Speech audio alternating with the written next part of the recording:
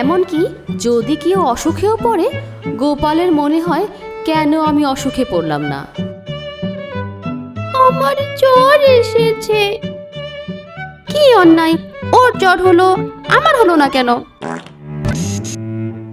এভাবে গোপাল সব কিছুতেই হিংসা করতে করতে হাসির পাত্র হয়ে গেল।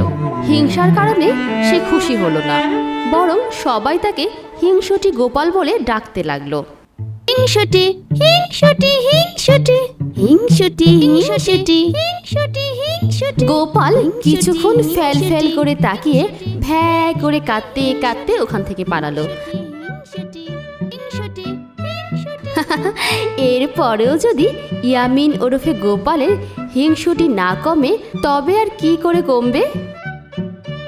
যাই হোক, তোমরাও হিংসুটি ইয়ামিনের মতো হতে না চাইলে চট জলদি সাবস্ক্রাইব করে ফেলো দেখি।